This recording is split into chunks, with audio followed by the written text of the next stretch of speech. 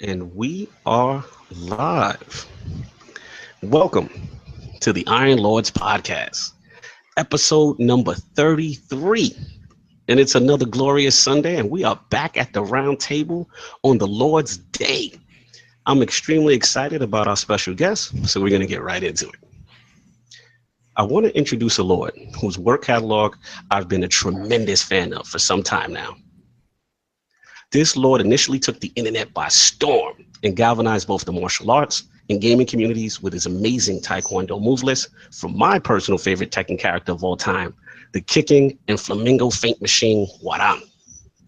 Although this Lord is one of the best martial artists in the business, he's extremely personable, has a hilarious sense of humor, and his passion for gaming is evident in everything he does, including his incredible men's health training workouts.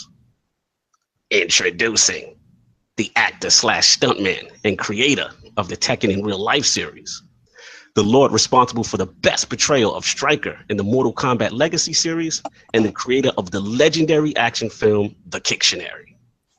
The real life Moku Jin himself, my man, Lord Eric Jacobus. How are we doing, sir? I'm good.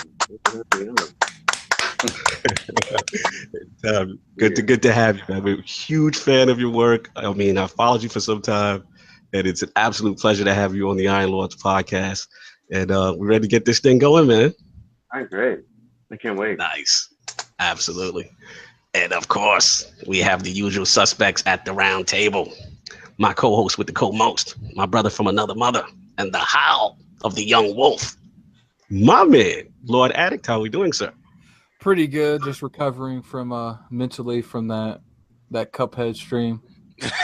Man, I'm telling you, I literally spent like probably 2.5 to 3 hours on one boss, and I had his entire pattern down, had the whole pattern down, and I was just like, I'm done. So I quit, come back this morning, and I beat not one, not two, but 3 bosses in an hour and a half. Wow, I'm hearing, man. Cuphead is really. I even beat the infamous dragon boss on Island 2 that everyone's been saying stuff about. Yeah, man, that game's real difficult. Really good game, no doubt.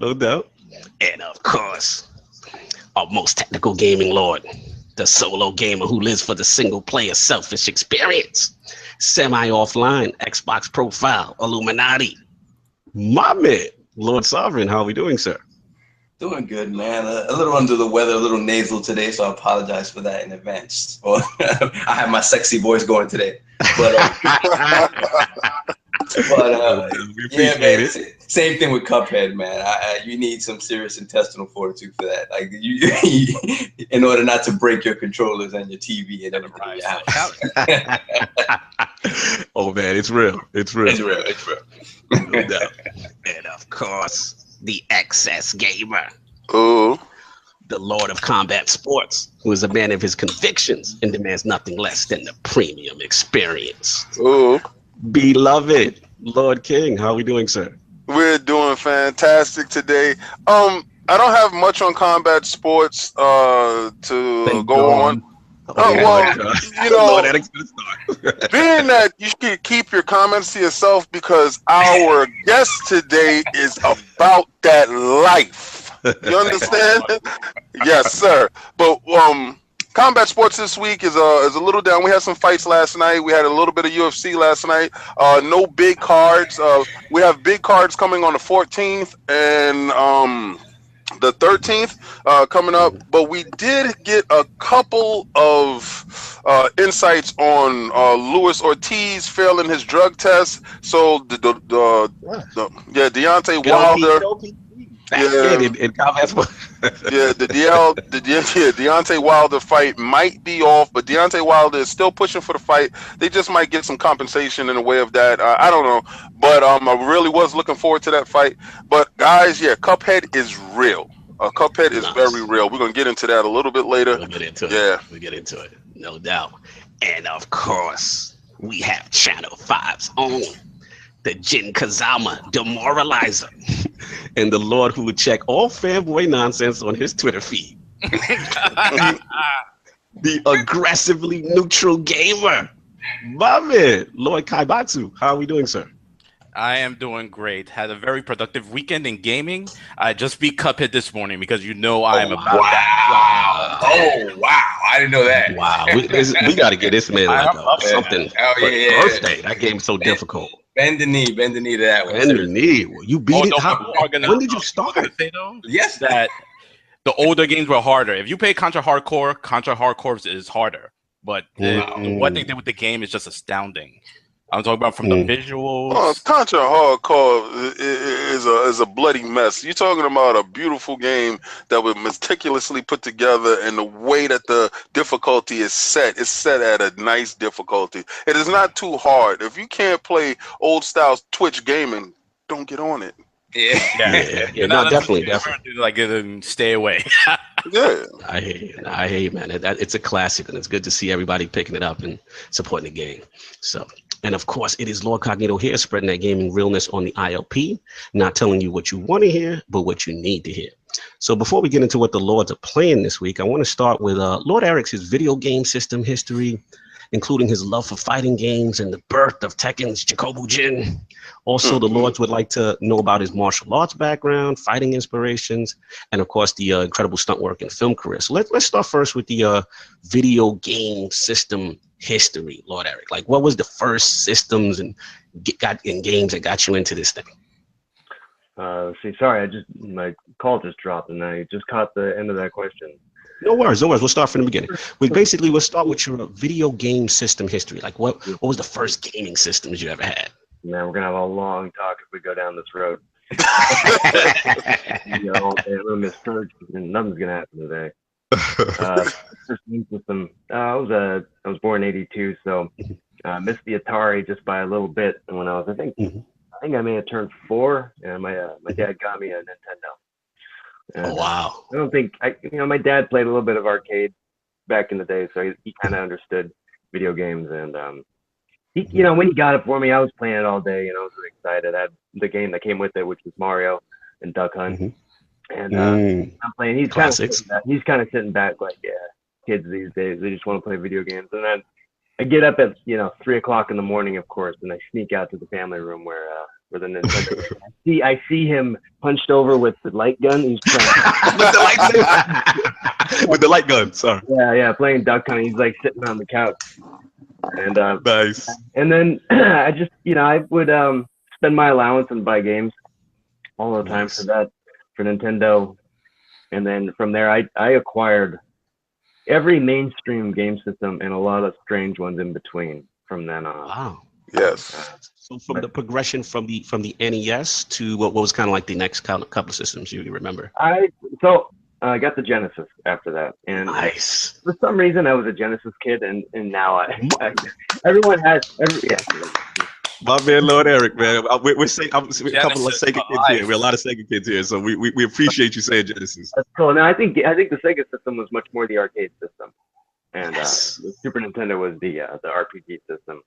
Yeah. Yep. I think also like the brainy kids had the Super NES, but those of us that are fast twitch and wanted to just get down and dirty really quick, we did the Genesis. What were some of those early games for Genesis? What were the standouts for you? What were the ones? Give me like Mortal 2. Mortal Kombat 1. The one with the blood, baby. That's right. That's right. To get blood on no one. Nice. That's what's up. That was a huge one. And Splatterhouse 2 was my other one. Oh yes. There we go. I actually got a little bit of history with me right here. I'm just gonna pull it out. Oh, pull it out. Here we go. Getting that exclusive on Iron Lord from Lord Eric. I don't have many of these anymore, but I did keep this one. Wow. The original box art. This one I'll stick. I'm gonna hang on to this one. I think. That's a classic, man. You gotta hang out with that. Yeah. I got you. Out of this world, Flashback, Kid Chameleon. Y'all remember Flashback? Yeah. That was amazing for its time. Yeah, Flashback was unbelievable. Out of This World, I think Out of This World came out first. And that was made by one guy. One guy made Out of This World, Eric Tati. Yeah. I remember that one. This game right here, let me tell you right now, you're plugging heartstrings because Out of This World, that game. They just released it again for PC too. Yes. And I believe Xbox Live, and they also put it back out. And that game to me was so amazing for its time. You know what I'm saying? Even when you start and you beat the alien, he's like, Max Aruma.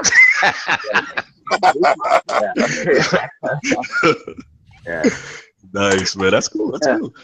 So the video game system history is pretty epic. That is very cool. So what about as far as now, I know you said Mortal Kombat. So what about like transition that into what people most know you for? Obviously is your Tekken move list. So tell me about the fighting game aspects, how your love of a fighting games, like how did that progress? Which fighting games? Yeah, so a bunch of us, we were a bunch of Sega kids. So we bought 32X. I had a Sega CD too. That was kind of you're my kind of guy. Let's go. That's my favorite system of all time, by the way. Premium, baby. Really? Oh, hold on. Sorry, I got to do this again. Premium. I love it. But I got one thing to ask in regards to that, though. The one reason that game system is number one for me is a game called That's why. This is the one I bought. $10. Nice. Yes. I have to ask one thing. I didn't even know he had the Sega CD. I got to ask him. Does he have Eternal Champions for the Sega CD? One of the best fighting games out there. I've loved that one. I sold it. Come on, Eternal Champions. Now, I know you still got Selfie. I got Selfie somewhere else. It's not here. Nice. Okay. I had so many games. I must have had like 3,000 games at one point. Seriously, it was a problem. You are a veteran, sir. You are definitely, your stripes are being earned right now. A lot of respect, a lot of salute. We're bending the knee here at the round table for you for that. Yeah, so that was an obsessive collecting habit that I had. But so anyway, back to fighting games. A lot of us were Saturn kids and Sega kids. We were Virtua Fighter kids, and the local arcade carried Virtua Fighter. And I love Virtua Fighter, but I'm sorry, when Tekken came out, Virtua Fighter took such a back seat to that game, man, because Tekken really took the crown, because you had 16 characters that were pretty unique.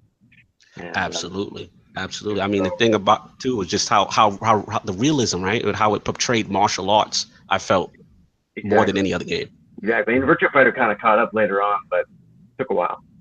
I thought what really separated it was the fact that you had, left punch, right punch, left kick, right kick. That's exactly it. That's what made it accessible to everybody, and it was easy to get your head around the fact that the button instead of just punch, kick, block. Like punch, kick, block is so ambiguous, but left punch, right punch, the way you string punches together. Listen, I'm a combat fan, love them. All right, Lord Cognito is going to tell you, we have this thing called Channel 5. The reason why we're called Channel 5 is because every Saturday we'll get the old John Woo films, Master Ma films, and we will sit down. Yes. And we would do, I don't know, from 3 o'clock to 12 o'clock midnight. We go get 3 karate films and we watch it. We all chip in, we pick it up, we sit there, we watch it until we found out something that went down in there. But you're also gonna help us with this one. We're gonna leave that alone until we get to your segment with it. But we are astute fans of old fighting history. So we are so happy to have you here today. Trust me, when I saw that you were coming on, I was happy. I was scared this week when he said I didn't hear from him. I didn't know the Twitter thing. So yes, I'm very happy. Sorry. No, it's all good, man. Basically, what Lord King was also implying was that we'll get back to his. Obviously, his one point that he was implying in reference to when we seen the martial arts represented. And how beautifully these guys kicked. I was a huge John Liu fan, right? And oh wow, okay. Yeah, like I go back, right? So that was my guy. And I remember movies like The Secret Rivals, him, Tan Tao Lang, all these guys, these great kickers, Wang Jiang Li. And we were just so amazed. They were gods to us, right, at that age. So when we saw, like, finally, as you get older and your eyes get a little better and you start to realize that not only these guys are great, but the only thing you realize, like, wait a minute, when they did the backflip and the triple tuck and all that stuff, that wasn't them. It was the stand-ins. They actually lost some weight and they lost some height. And I said, look at that right there. And we were so afraid for our own guys. Like, our own guys, we were like, nah, my guy doesn't do that. He does all that stuff. So explain to us, Lord Eric, about that, like, just real quickly about that, like the stunt culture in those like 70s karate / kung fu flicks. Oh wow, where do I start? I mean, you're talking about John Liu. John Liu is he's kind of a prodigy he was born in Japan, actually. I was just researching him. He's actually Japanese born. And you know, he was coming up in a time when kicking was really taking off. And I've been doing a lot of research about this recently and looking up what kicking in film looked like before Bruce Lee, because there was none. There actually wasn't much at all. I looked a lot and there was nothing going on. And you know, the culture at the time, he really popularized it because of his interactions with Chuck Norris and a lot of what he did in America. Chuck Norris came back from Korea because he had picked up Tang Soo Do in Korea. He kind of brought kickboxing back to America, made that really popular in the karate circuit. And when he met Bruce Lee said, "Oh, why don't I kick above the head?" And Bruce Lee picked it up within 2 years. The two of them trained together a bunch. And then next thing you know, in 1971, the Big Boss comes out, and the kicking culture suddenly just explodes. Kicking becomes extremely marketable, and like nothing really beat kicking out until MMA came around. And even still, people still are doing kicks. Kicks are still kind of the hot thing, and tricking and all that. But just, you know, to think of it, 35 years worth of that kind of legacy. John Liu really kind of carried the torch in the late 70s because he was, you know, Tan Tai Liang's student. And there were all these co-productions going on with, you know, Hong Kong, Korea, Taiwan, a little bit of Japan, and he was the right leg master. Absolutely. Thanks for educating us, man. That was definitely an idol of mine, and definitely cool to talk about. So let's get back to you. I know we went a little off track, but I wanted to go. So personally, like as far as your martial arts background, like what are the arts that you specifically specialize in, and also like some personal fighting inspirations as well. I started martial arts pretty late in life, when I was about 20, actually. Oh, wow. I really got into it because I wanted to do stunts. Because I wanted to create fight scenes. And I had done a little bit as a kid, but I was more of a weightlifter throughout my high school years and then to college.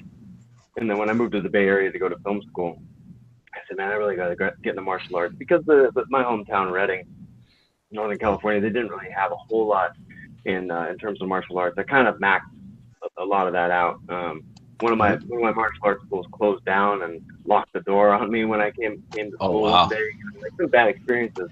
And so I opened up the phone book when I moved to San Francisco and went down the list. And the second one I found was a Taekwondo school. And so I started doing that. My teacher was Andy Leung, and he ended up in Contour as the co-star. And I did a bunch of movies with him. Nice. And 2 years later, I met Dennis Rule and Ray Carbonell, and they taught me Hapkido, and I've been doing that ever since. Wow, that is amazing. That is pretty amazing. And Hapkido, by the way, just a quick little lesson on that. Hapkido was really the kicking art of the 70s in Hong Kong. Okay. If you trace any of the Hong Kong stunt guys back, it really goes back to when Bruce Lee brought Jian Jie, and Bong Su-han was kind of the American guy, but in Hong Kong it was Jihan Jie and Wang In-sik, and he was the villain in the Young Master and Dragon Lord. And Sammo Hung put all of his buddies, all of his brothers like Jackie Chan, Yu, they all went through Hapkido. A guy named Kim Jin Pao, I think his name was, and they learned Hapkido. Their kicks are very Hapkido, and they don't do Taekwondo; they do Hapkido kicks. So I feel, I love Taekwondo. I'm very proud to kind of carry in the Hapkido lineage too. Nice. Yeah, I mean, it's pretty amazing what you do. So transitioning that into like the whole Tekken move lists and how that whole transpired, because that's what kind of made you like, you broke the internet when those things came out. Like I remember seeing, I'm like, who is this guy? So tell me, like, what was the idea behind that and getting that started? I think the Kicktionary was where it started, and that was the 206. And I just, I saw this video where a guy put together, I think it was maybe 50 judo moves. And he did something similar where he just put the name at the bottom and it just went through 50 judo moves in 30 seconds or something like that. I was surprised that nobody had done that with kicks. The only person who had ever really done it was Huang Zhongli. And there was a movie called The Art of Attack Kicking that he did. Yep. It was, a feature-length film where he just goes through every kick and how to do them. All the like basic 8 Taekwondo kicks and every variation of those kicks. Gotcha. And just surprised nobody had ever done something like that again. With all of the updates, there's so many new kicks that have come out since then that people have innovated upon Huang Zhongli's kicking, because he was really the master and really skilled. He was. Yes, he was. No, I had to learn. My friend, I was a fan of John Liu, but Lord King was a Wang Zhongli. We affectionately call him Master Boy. The Master Maul. When they did Secret Rivals, because they shot that in Korea, and the Vietnam War had just ended, and that was 1976 when they shot Secret Rivals, I think, or 75. And Huang Zhongli, he was in the Korean War, man. That guy was a badass. And when he hired that guy, they knew that they had someone pretty special. He just outkicked everybody in that movie. Yes. And so I think a lot of us were inspired by that guy. And the Kicktionary was a little bit of an homage to him, although it was much more like a little bit flashier, right? I wasn't going to do it with a karate gi with like a British narrator in the background. That was Roy Horan doing it, and then from that, because I found a lot of the kicks in video games too. I was taking inspiration from anywhere I can, because I was really trying to get to 200 at a certain point, and I found a couple Street Fighter kicks and maybe a couple Tekken kicks, and so released the Kicktionary, and that did really well. And then I was looking at doing a second one, and I was in China at the time, working on a film called Heart of a Champion, and I started putting together a second Kicktionary when I was at a gym. I would just work on it every day, try and pick a couple new kicks to try. And I just started looking at Tekken. I just started watching every Tekken move. And then I thought, well, what if I just did this entire move list? And has anybody ever done that? And I looked online, and nobody had done it. And I thought, this is a weird idea, but since nobody's done it, and it seems kind of obvious, suddenly it seemed obvious that I had to do it. So when I came home from China, I went to the garage, and I just spent hours and days in the garage working on Huarong and Lei Long, and my wife would come in and say, "What are you doing again?" Make a mystery, woman. Yeah, I didn't know how to answer it because it was kind of weird. I was like, "Oh, it's a video game, and I'm doing this with the video." But there was some like, I don't want to call it a higher calling, but that's what it seemed like, I just had to. Definitely. Absolutely. Yeah. And then when I did it, it was like, wow, that took off real quick. I went from 20,000 subscribers to 80,000 pretty quick. That was that. You broke the internet, sir. But it's how I've been getting so many jobs too, because good for you. Absolutely. That's great, man. I mean, like I said, when we saw it was amazing. Now, I know Lord Kaibatsu had a question. One query question is, first of all, how you did the move list was really cool. And then even when you had the animations for the, like high, middle, low, as far as the hit detection. But you always have to ask you, because you always throw you a little bit of humor in these move lists. So Lord Kaibatsu wants to know about the cat. Yeah, that cat is hilarious. Awesome. Now, the first couple ones, I don't have a cat in there. And, but then I think later along, I had a cat come in. And so I was just doing it when I would work out in the garage. One of our two cats would walk in the middle of the shot sometimes. Get out of here. What are you doing? And then finally, I just kind of played around with one. And I did some moves on the cat, and I threw it in there. And then the effect, when you put a cat in a video, it breaks the internet. But you always had to have the cat doing some god body stuff, which was hilarious. Yeah, exactly. And then everyone, the commenters are great. They would always They love the cat, and they say cat needs to be nerfed. And so I started coming. The cat needs nerfed. The cat blows up the world every time, and it's like the cat is also always like the ultimate. The cat's too OP, they say every time. Oh my god, that's clever. It was really because the commenters responded so well to the cat that I started kind of coming up with in-jokes with them, and that's how the cat came around. Awesome. Yeah, your humor definitely shows with that. It's pretty amazing. Nice.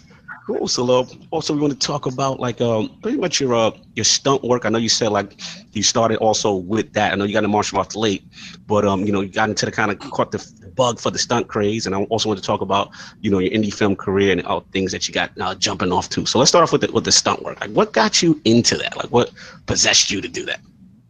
I was a vaudeville kid. I watched a lot of Buster Keaton when I was a kid, a lot of Charlie Chaplin. And I liked how these guys really use their bodies to tell stories. And you could see Jackie Chan sort of take inspiration from that when he made martial art movies, which was really kind of crazy because everyone was trying to make him into the next Bruce Lee in the late 70s. And it just wasn't really happening. And I think that Jackie, being where he came from, he was an only child, somewhat of an only child, didn't really come from a place of angst. I think the way that Bruce Lee did. Growing up in Seattle and San Francisco, I think Jackie Chan was a very different kind of person than Bruce Lee was. Yes. And I think that's why he flocked to the physical comedy. And there are just certain kinds of people that are really into that, and then there's certain kinds of people who are the Bruce Lee type and the Sammo Hung type, and the people that want to win fights with technicality versus the people that want to win fights with some kind of gag or some kind of sometimes even just like a smart, witty element. And that was the Jackie Chan thing. And when I saw Jackie Chan, and I saw him late in life because, again, we just didn't really have much going on in my hometown. Rumble in the Bronx was the first Jackie Chan movie I saw. And I got kind of addicted to him. And I managed, even before the internet, I managed to find all of his movies. Well, not all of them, but I managed to find Drunken Master 2 at one point. And that's when I kind of knew I really, really, really want to do something like this because he's using his body not just comedically, but he's just doing interesting, cool stuff. It's really fast and it's hectic and it's confusing, and really wanted to do that. And so I just said, nice. I'm just going to do it because at some point I was reviewing movies for a while too because I had a website. I would review Hong Kong movies, and I would just review the action. Wouldn't review the story or anything. I reviewed 500 movies, and after reviewing movies, I think I understood how to fight things. And so we just went out and started shooting fight scenes. We did this every week. In 2001, we shot a movie every weekend. We had like 35 short films at the end of 2001. My team and I, we called it the Stunt People. And we were making movies all the time. And I was a tech kid, so I could edit the movie, but I also wanted to perform. I would get a camera guy. I would be camera guy, and then he would be camera guy. We'd do everything. Nice. Everyone would do everything. We'd wear every hat. Nice, man. That's pretty cool. That's how it started. And then, I wasn't getting too serious about it for a long time because I was in the Bay Area. So I didn't really get heavily involved in like the Hollywood stunt scene until 2012 or so. And, and at the end of, I think it was at the end of 2012 that I got called to Mortal Kombat Legacy. That's when you, the legendary striker role. Yeah. Also, one of your idols was on that, Mr. DeCascos from. Yeah, that was one of the coolest parts, working with DeCascos and Casper Van Dien too.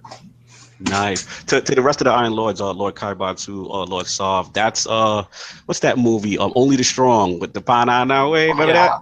I know about DeCascos. Okay, just educate the listeners.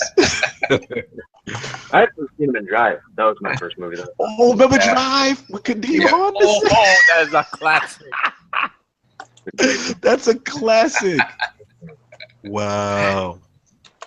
Classic material. Cool. So how was it like on set with him? Like, would you get a chance to interact with him much? Or? Oh yeah, I got to hang out with him a bunch. It was cool. We were supposed to do a fight scene together, but it got cut. That would have been amazing. And I believe he was Kung Lao in that, right? Yeah. Nice. Yeah. Nice. Cool. We did some long nights, and I was having some like relationship issues with an old girlfriend at the time. And I was standing there. It was late at night. I was tired. I was just kind of looking out looking out at the ocean, I think. And he comes up, he says, "Hey Eric, how's it going, man?" And I kind of like, "Oh, I'm just having girl problems." He says, "Cool, man, just keep putting that energy out there, it'll come right back." He was that kind of guy, you know, and I felt he made people feel really good, you know. Yeah, he was just nice. he was always complimentary. He had no ego at all. That's very cool. He always seems to give off positive energy. I always get that vibe from him. You know, I've only crossed paths once or twice, but that's cool, man. Absolutely. So, any as far as film is concerned, like any other things we got working on that you'd like to plug on the ILP? Yeah, we're just about done editing Blindsided 2. Okay. Yeah. Okay. Blindsided 1 is our sort of American homage to that Samurai. Okay, nice. I like where we're going with this. I'm liking this. And the second one is a continuation of the first one. The first one takes place in a small amount of time during the day, and then part 2 takes place in the second half of the day. Okay, cool. Looking up. When should we be on the lookout for that one? Coming soon? We're hoping before the end of the year because we're pretty close to being done. We just gotta do some final touches on post production, and we're gonna. So we'll release it hopefully before the end of the year, but I can't promise that right now. No doubt. And the last question I had for you, as far as that is concerned, I also want to know, like, what do we have to do to get Harada-san to get either Jacobus in his own character or to do some MoCap? Like, we got to get you in Tekken. Like, you got to get your own character, man. Like, this is where we got to go. Yeah. I've been swinging that pickaxe for a long time. All right, you point out who I need to speak to, Lord Eric, and we're gonna make it happen. Maybe we need to make a petition or something. We're gonna start an ILP poll. That's right. I've talked to Harada-san multiple times, and he expressed interest. Of course, they're not working on Tekken 8 probably anytime soon, but because they're just going to be pushing Tekken 7 for a while and whatever other games that they're doing at Bandai Namco. But I have no idea how to crack that nut. Seriously. Okay. All right. The Iron Lords are going to work the back channels. This has to happen. This is a travesty if this man is not in the next Tekken or some involvement with it. No doubt. Do the rest of the Lords have any other questions for Lord Eric before we get into the main? I have a question, of course. Sure. My question is, at this point in time, because when we were growing up, we had so many martial artists to choose from. Like, we would literally be inside a room full of guys, and everybody could pick one guy. Like, that's my guy. And I don't think the kids growing up today or the guys growing up today have that that guy. We need a resurgence in that market, like to that push that the old Shaw Brother films. I mean, we saw it with the Iron Fist with this guy, and I thought it was going to go back to that. Do you have any insight on any new push from Japanese or Korean, actually really Korean films trying to push this back into American culture? Well, I mean, you still have a little bit of that in America. I think MMA has really. What would you say? I guess MMA sort of took away our innocence.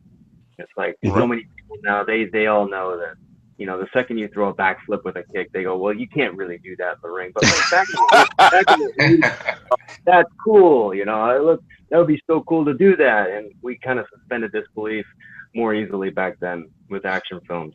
It seems very difficult to do that now. It's like it's hard to blend the real with the, I don't know, not supernatural, but with the flashy, you know what I mean? Yeah, that's a good point. That's actually a good point. I think also back then there was just this, in the 80s, there was still a sense of wonder.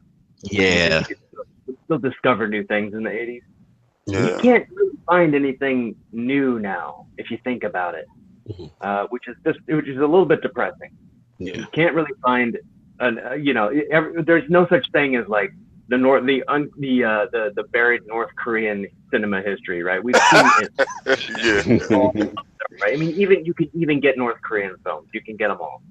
And I know that, like, when all of us were growing up, we'd find a new movie from Taiwan that was 30 years old or something. And we were like, yeah, I've seen this. Nobody had seen it, and we managed to find it, you know. And then our buddies say, yeah, but did you see this? He's got some old VHS or some, you know, some shit from the 80s. And we're like, what the hell? It was crazy. It was fun, and that's gone. I don't think that those times are coming back because we're completely global. And, I don't like the fact that we remake everything. We don't remake classic Shaw Brother films. I know. I mean, we're talking about remaking The Raid and stuff like that, but we don't. Don't want to. I mean, even I know what you mean with Man with the Iron Fist, but that was really kind of a comic book movie in a way, wasn't it? Yeah. Yeah, too much flying. So, yeah, I know. So, yeah, I think it's that combination of MMA where everything kind of has to be grounded in some way. Yeah, it got real. Yeah, it got real, or you have to do a superhero movie. It's like finding the middle ground now. I'm not sure anybody's really willing to take the risk. Gotcha. Just where I do see it a lot is in the indie martial arts scene, which is still kind of small. But a lot of us that sort of came up watching these movies, we make our own films, but it's very difficult to go mainstream with indie martial art films because the markets, they all demand MMA or that's a good point. You know, and that's sort of the situation we're in right now. Gotcha. I mean, yeah, that's actually a very, very good point. But I know one thing. I mean, at least with the fighting game aspect, you know, MoCap and all these things. You know, these guys. I mean, when I was looking at your history, and I was actually surprised when you actually mentioned that Harada, a lot of these animations, they weren't all done by MoCap. Like some of them were actually, you know, generated and stuff like that. That actually surprised me. Like, how did you feel when you heard about that? When you actually replicating all these Tekken character movelets? It's actually amazing what they can pull off with hand animation. I saw an interview with Harada-san, and I think he even said that the first Tekken was entirely hand animated. Which, when you watch the first Tekken, it actually looks like motion capture. And maybe there was some in there or something, but I don't know. But it's amazing that they can pull that kind of stuff off. So, but it's I knew that the combos were not motion capture because they motion capture the individual moves and they just string them together because mocapping the combo is kind of out of the question. But it was a little bit of a shock finding out that so many of Baek-doo-san's moves were just like, how the hell do I do this? So can we put the hunting hawk controversy to rest, Lord Eric? Because people act like this is some move that could really be done by a human. Like, come on, like, who? How dare they accuse you of that? Like, no, that's insane. That's insane. So Horong hunting hawk doable, right? You can do it, and I have to pull it off against the table. But Baek-doo-san, no. Can't do it. But I think you really do need you need rockets on your feet to do that. Exactly.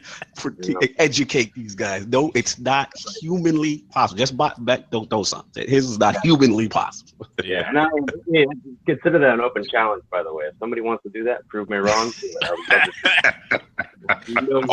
We got a bend the knee segment. Yeah, Lord Eric making this bend the knee segment. If you can do that, Baek-doo-san, Hunted Hawk, he challenges you. Now, all these guys that comment, they're like, "Man, dude, where's the hunting hawk?" And back to I always say, "Man, do it, show me." I dare you. You got an iPhone. This man's going to be in Sid one day because someone took that. He's like, he told me to. Real quick, Lord Eric, your favorite Tekken character or characters? Leo Long. Ooh. So you got to be heartbroken right now. No, he's not in Tekken. Yeah, so far. What stances? You did that Phoenix stance with Cream. What were the stances? What was the flows? Talk to me. I would go, so I would do, oh man, I'm actually bringing up Tekken Tag. Let's go. I would play tag. I would do tag with Yoshimitsu and Leo Long. And I would do, with Leo Long, I'd always do I'd do the down back left kick. And okay. Up into the snake. That would bring me in the snake. and then I do like the free right punches the snake on the ground, and then I do the LR. I'll do that. Ooh, okay. That way. So nice. that was really good. Yo, you were very good. You talking real technical talk now. What's interesting though is that what blew you up was not necessarily Lei. So it was Warang. So which was my favorite character. So tell me like how did that? It was just because you didn't see anyone doing his move list, or just his move list was just more flashy, appealing. You felt to represent. The reason I started, actually, that was the first one that I did was Warang, and that was because I got that kicking tree target thing that's in those videos. Mm-hmm. I bought that just for training, and you know, it just seemed like the perfect thing to do a Warang move list with, and so that's actually why I started with Warang, and I'm very happy that you did. Thank you. I just redid his too, because I didn't do the full move list. Yeah, sorry. So I decided, I'll just do the full thing, which took forever. It was really difficult. I was happy with the redone. I retweeted your remake of the Tekken 7 move list because I was appreciative because I'm a fan of Flamingo stance. And you had it in it for this one, and I was like, yes, he's got Flamingo. I'm good now. I'm satisfied. Cool. All right. So before we move on over that, any other question by the Lord before we get into the show? I wanted to kind of get into some things.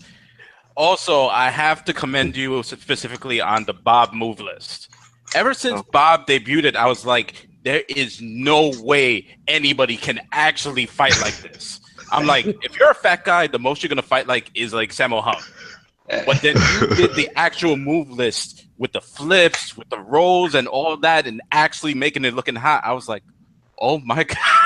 It was insane. So I got to commend you for that. Yeah, and also, started doing the Bob move list with a pillow in my stomach. You created a fat. Yes, he did. I never released it, so I'm going to have to put that out at some point. You got to put that out. It's hilarious. But the question I really wanted to bring up to you, as since you're a heavy martial artist, and as people who've been playing the Tekken series, you've noticed that the Tekken series over the years, the styles have gotten a little bit more extreme and non-believable. And we kind of come to the point is like, what other styles could they actually put in Tekken? The only one I have on my mind currently right now is monkey style. But other than that, I'm out of ideas. Like, what do you think with your experience? So interestingly, they put out this Josie character, a Filipina character, but she just took Bruce's move list and put it there. It's kind of surprising. Like, you would think that they would put like, I mean, I know that it's not really kosher to put weapons into Tekken, but you can do some kind of Kali Eskrima that's empty-handed. I would think that they would try something like that. You know what I mean? That would be kind of cool. I think it's pretty obvious now that Wing Chun is making a big comeback because of Ip Man. Yeah, he did something like that. I don't know how you would, but I'm sure that you could take the Ip Man move list now and make it into a character. Ip Man, you know what I mean? That'd be very counter heavy. Yeah, exactly. Yeah, just like the rapid punches. I mean, I think that'd be pretty hot if they did that. Absolutely. I think maybe there's no jujitsu yet, really, aside from a little bit of Nina. But in King, but can you imagine how frustrating that would be to put jujitsu back in? I don't know. It's funny you say that because that's why I gravitated towards Craig Murdoch, because I thought they were going to try to attempt that, fully with him, with the mount stance and stuff like that. Lord Attic, you had something you wanted to say about jiu-jitsu? I'm all for making a character that annoys people. Like I don't play head-to-head fighters, but I know people get upset with like grabs on head-to-head fighters. Imagine like a character that only does that. That's how I played Craig Murdoch. It's all about getting to the ground. Keep that guy off of you. Lord Cognito made people afraid to get on the ground. It's like this guy wrestling people. Him and King. Oh God. Yes, sir. These guys was our resident King master. I was Craig Murdoch and Warang. I'm Eddie Gordo. I'm the guy that you hate. Actually, when he's Tiger. Excuse me. That's a good question, though. That's a good segue. Eddie Gordo's move list. We haven't seen that yet, Lord Eric. Man, don't Capoeira. Man, I can't do capoeira. But really, God, I don't know how I'm gonna pull that off. I'm hoping that like this just stops being popular by then. They stop asking you. Not after today. They just go to the pool. I don't see any comment related to asking me. Every video, there's like 15, 20 people that ask about Eddie Gordo. Like, yeah, soon, eventually. You know what you could do, right? You don't want to call. He's gonna wait till he gets old enough where he physically is not even capable of doing anymore. Dude, I'm too old now. No. What he could do is he could get a co-host, and they could have a segment. It'd be awesome. The co-host is Mark the Cascos.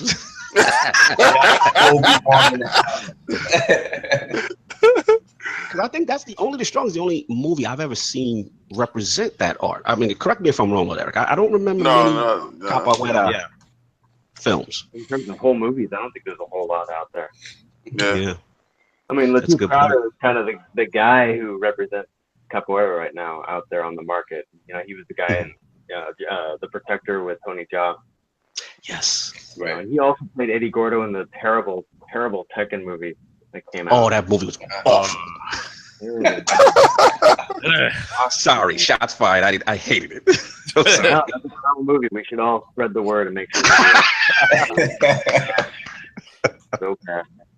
But it's because this company owns the live action rights to Tekken. They have to make a movie every 5 years. So that's why in 2014 they did that terrible second movie. You guys saw that? Not be mentioned. They're like, we're gonna spend as least money as possible to make this, knowing it's terrible just to keep these rights. Yeah, exactly. Fox bastardizing my Fantastic Four series. That's coming to an end, guys. It's coming to an end. Cool. All right, so we got some good background on the Lord. So we're gonna get in real quick on what the Lord's been playing this week. So I'll start with Lord Eric. I know you've been busy. You got a lot going on, family and stuff like that. But what was the last kind of game that you played, recently or with it, not too long ago? This isn't quite fitting for the podcast, but there's a point-and-click game called Thimbleweed Park that crowdfunded, and it's a point-and-click game where you pick up and use them. That's actually sort of my bread and butter as a kid when I would play games. That was a lot of what I spent my time. What, Myst? Did you play Myst? I did play Myst, and I was so pissed off that when you beat Myst, you don't get an ending. You get to hang out. That's all they give. That is true. That is true. Oh my God. That makes you play. It's impossible, and they don't give you an ending. But no, those are the games that I loved as a kid, like the LucasArts Adventures, and so the guys that did the Monkey Island game. Oh, Bridges of Monkey Island! I remember that. Yeah, I love that game. Yeah. So they did a new one called Thimbleweed Park, and it was kickstarted. And, okay. And it's kind of in the style of Maniac Mansion and Day of the Tentacle. Yeah, I knew something familiar. Ron Gilbert. Nice. Ron Gilbert, exactly. So I started playing that. I played a lot of Tekken 7 lately because I got a PS4. I got Tekken 7. Nice. I play now and then. Forgot to play that Tekken. So are we competitive with the Tekken? Are we one of the top guys? No, I'm such a joke when it comes to Tekken. I think my username is StuntPeople on PlayStation Network. Go ahead and add me. And if I got you, man. If you want to challenge me, be prepared to win. I'll bring my what I got now. I'll stunt like I'm the real Taekwondo guy. We can lay you along back, then I'll be back. You know what Lord Cognito's doing right now, don't you? He's on that Amazon about to buy another PlayStation. We can put this on YouTube. Listen, he can buy mine out of the basement. That's the only time I'm going to get a chance to beat Lord Eric in combat sports. So I got to take my advantage. No doubt. All right, so let's get over to Lord Attic. What have you been playing this week? Cuphead and Destiny. And I played the Fortnite thing. I don't know if we're going to talk about that. But I could kind of see why, they little upset because now I don't really want to play PUBG anymore. We're going to talk about it. We're going to get into that. That's one of our topics. We'll get into it. No doubt. Of course. What have you been playing this week?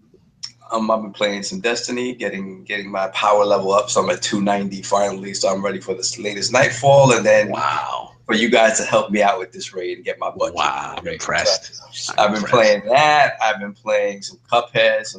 Cuphead is fantastic. It's difficult, but it's fair, and that's that balance that's tough to strike with those type of games. Fair, but it's firm.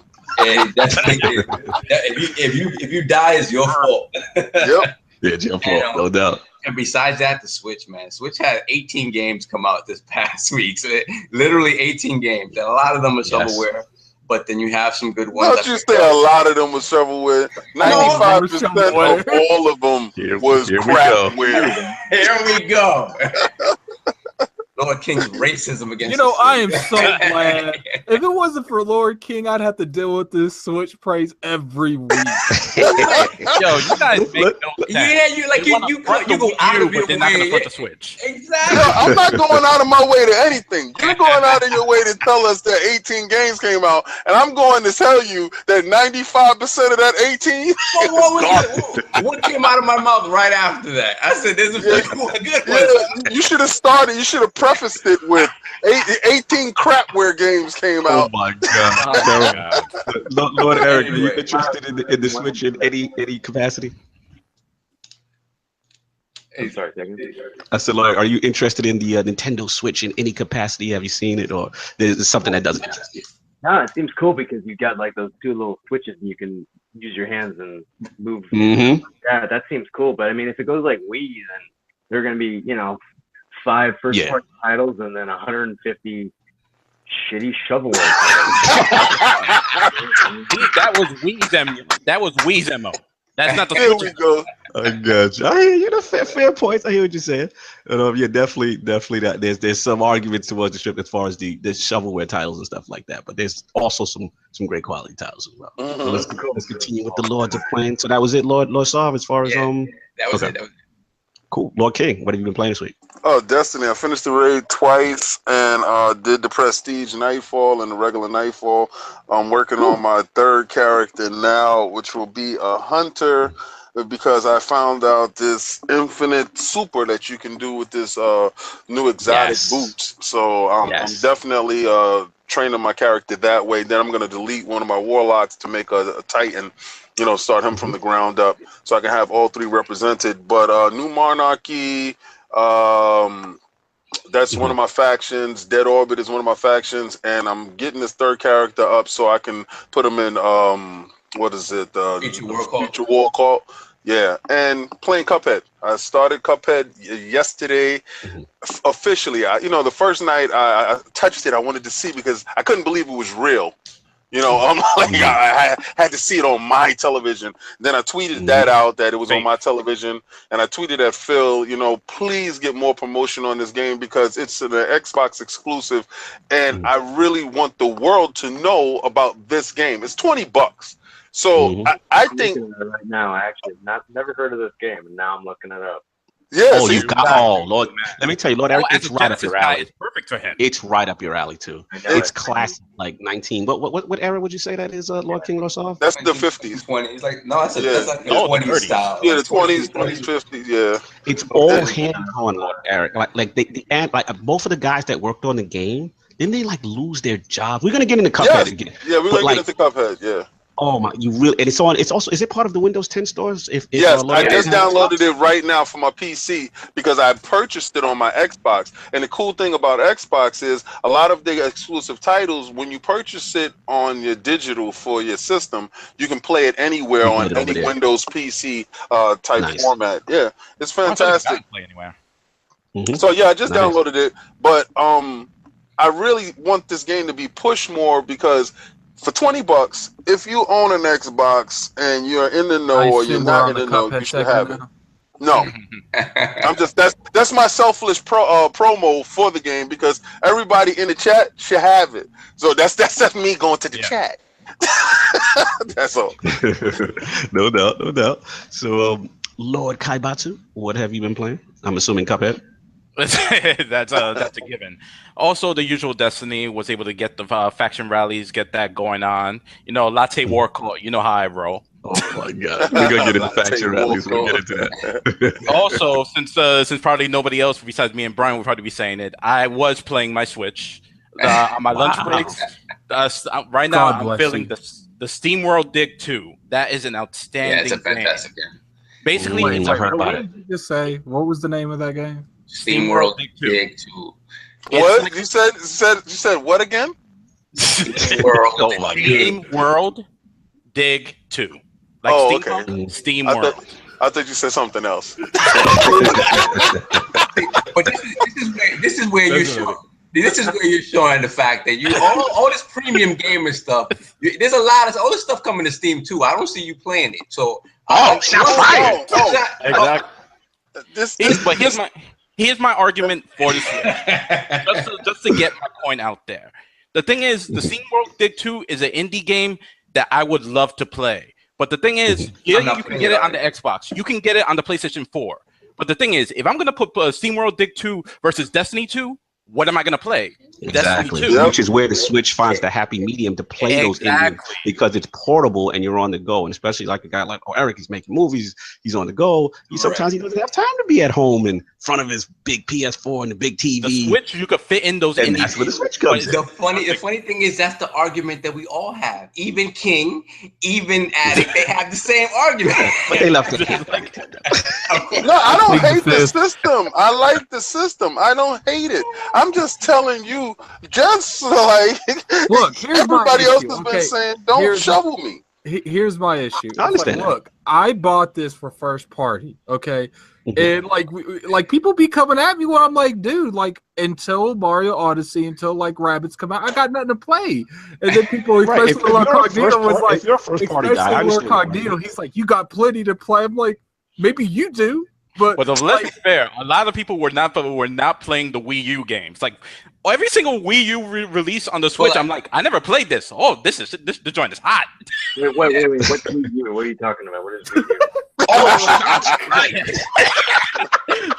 Lord Eric, bringing the kicks early. It was an extra controller for the Wii. I enjoyed my Wii, but.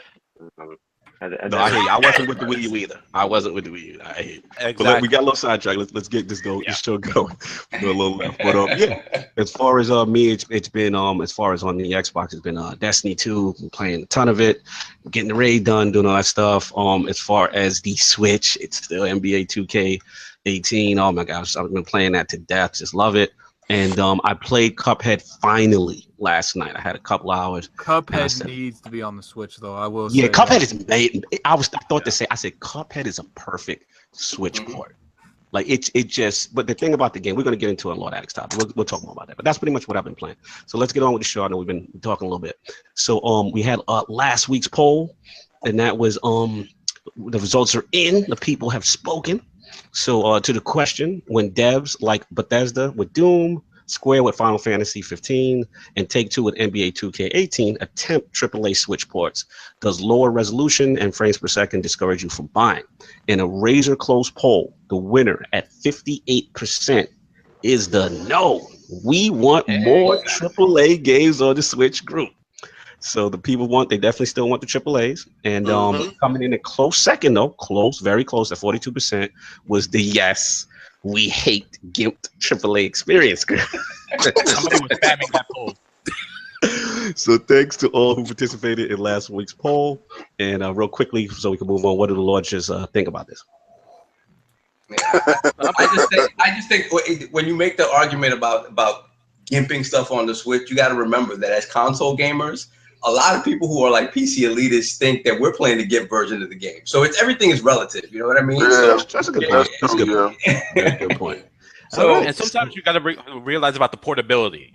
Because of the portability, you can really get the most out of those games when you don't have the time to sit down all over there. So, and plus, to put that systems like that portable, I would give you that argument if this was solely marketed as just a portable device, but it's not. It's marketed as also as a console device. Yeah, but let's be real. If it wasn't portable, it would be Wii all over again. Yeah, I mean, they should have marketed it that way. They should have marketed it as a portable device. You can't market it one way and then not take the negative publicity the other way. It just doesn't work like that.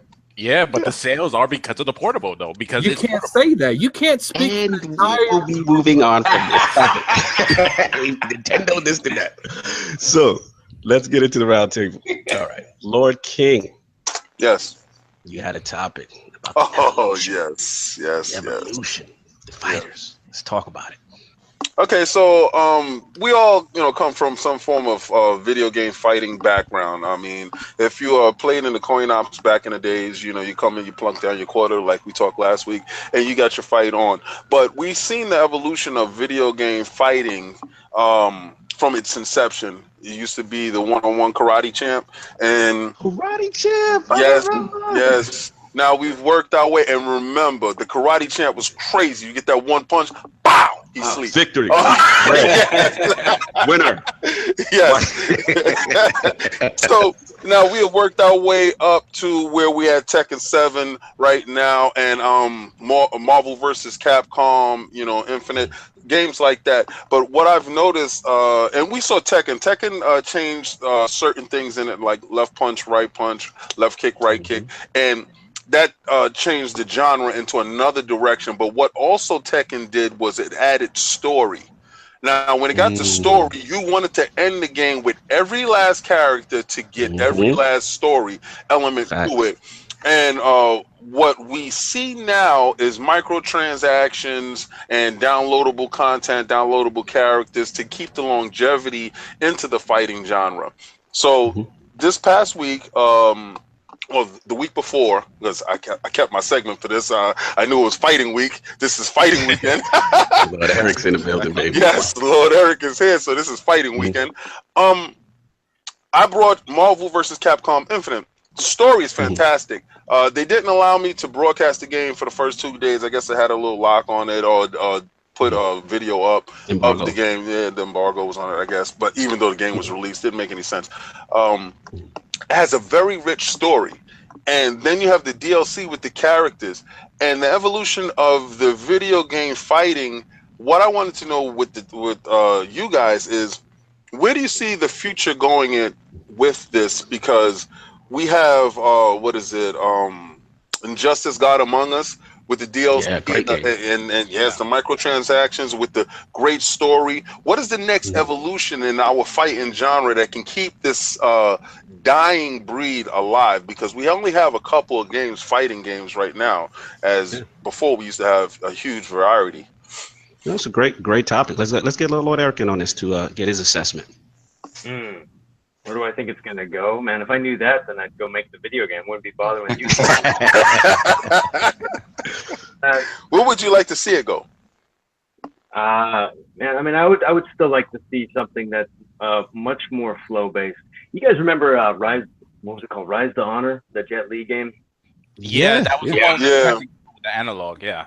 Yep. Yeah, it was the analog, and it was kind of it didn't really work, but you kind of could see what they were doing, which was this very like flow based fighting system.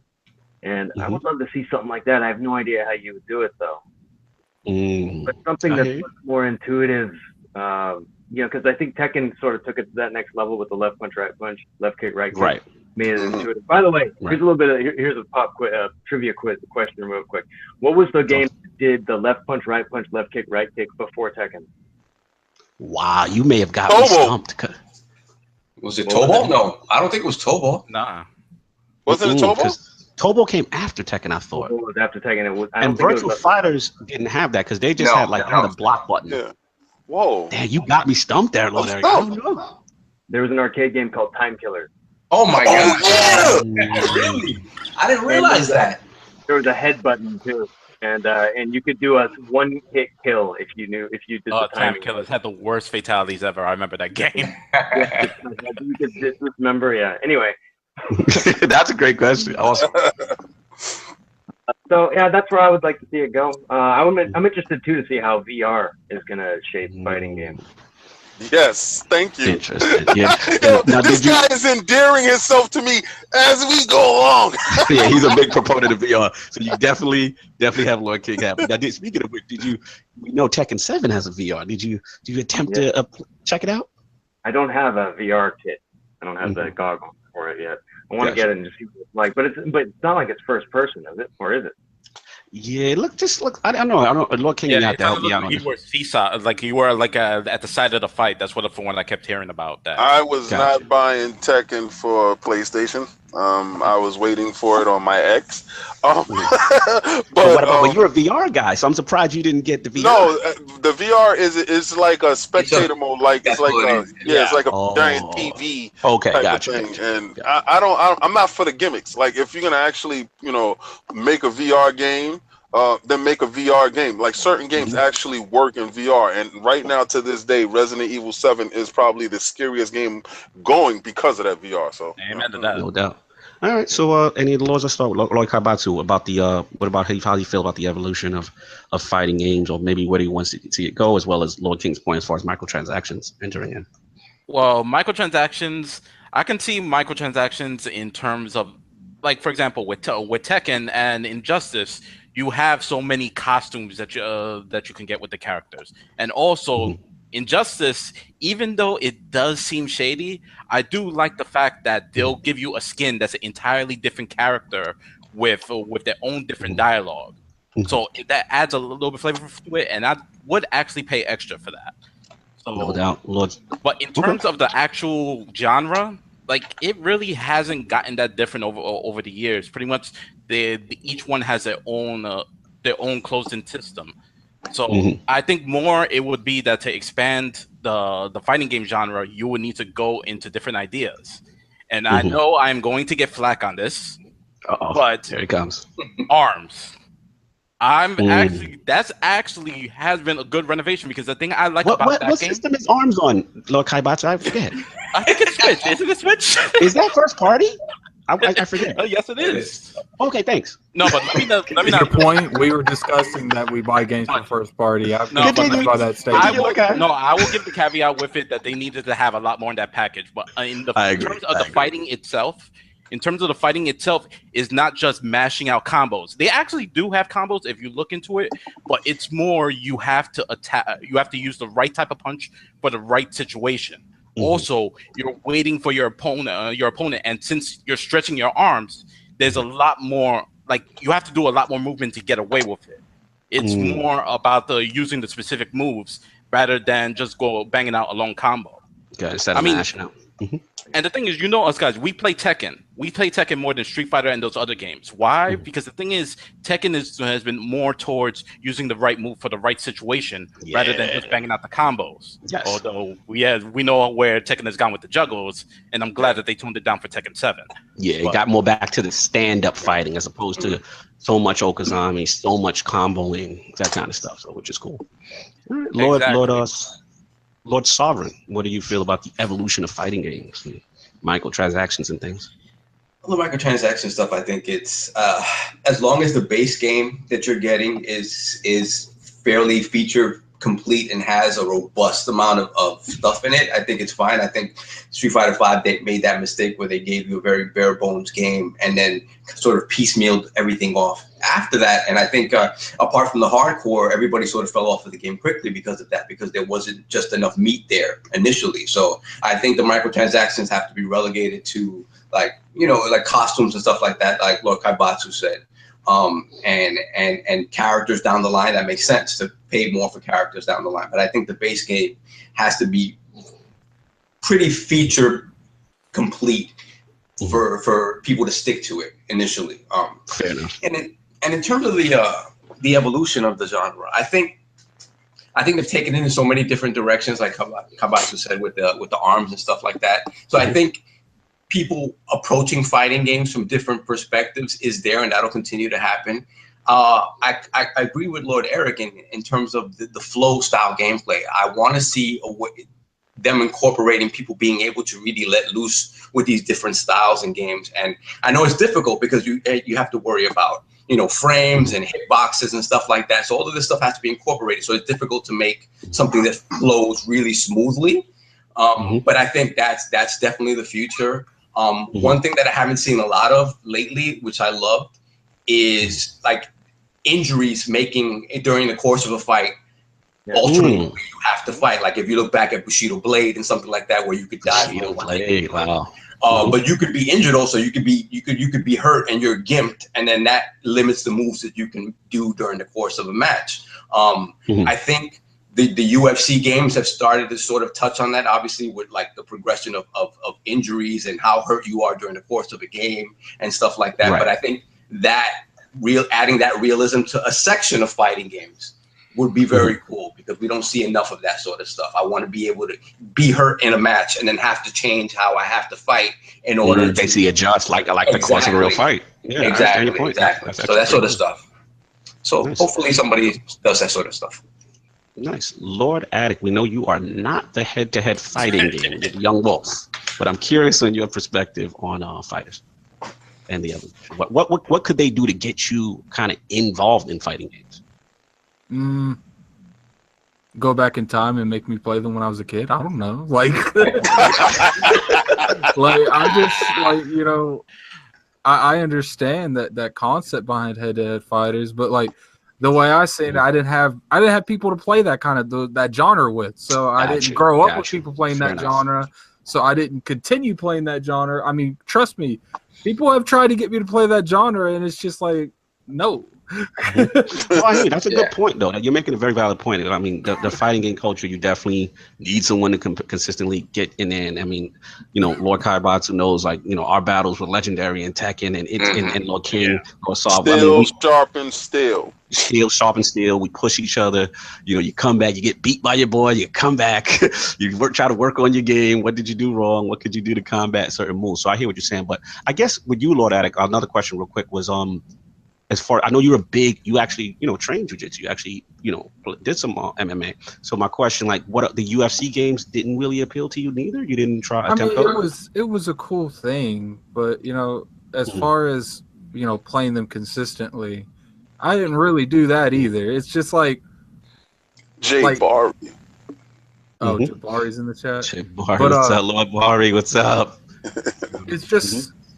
It's different playing a video game and actually, working out and, training itself.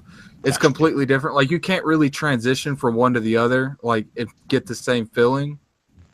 And, I didn't do it very long. Like, I'm definitely not on, like, Lord Eric's by any means whatsoever level. It was just something I did on the side, when it was mainly a thing that I did to stay in shape back when I was in my early 20s. But I'm still 25, so I'm still technically in my early 20s. But you get what I'm saying. I mean, I guess what would be an entry head-to-head fighter? Well, I don't think there's. A while back, there was a game called Rising Thunder that had. That sounds too much to me, man. Like that. But the thing about the game was. Yeah, right. The thing about the game was that it was created so that you could basically super moves and stuff like that. Everything was kind of consolidated to one button. So all these crazy combinations were kind of taken out of the picture, and you could focus on the actual fighting and learning how to implement these moves during the game. And then you can piecemeal it out afterwards if you kind of wanted to make it more difficult for yourself. And actually the company that was making that game got taken over by Riot, the guys who make League of Legends, and they canceled the game. But from what I saw early on, it seemed like something that would sort of be able to get people who aren't into fighters into fighters and explain those systems, make them a little easier. What we got to get Lord Eric to take Lord Addict into the Tekken dojo. Yes, acclimated to the ways of Tekken. Nah, I seen some of his videos. I want to stay far away from that. That's not for me. We got someone you can beat. Here's the game that's going to bring Addict back. Because the Dragon Ball Fighter Z, I've actually been watching a lot of videos on it. It looks really good, but actually the system itself seems very like it's simple, but it has a little bit of depth. I think it's only like 3 buttons, and plus, Addict is a big anime fan, so I think that might be the one to get him in.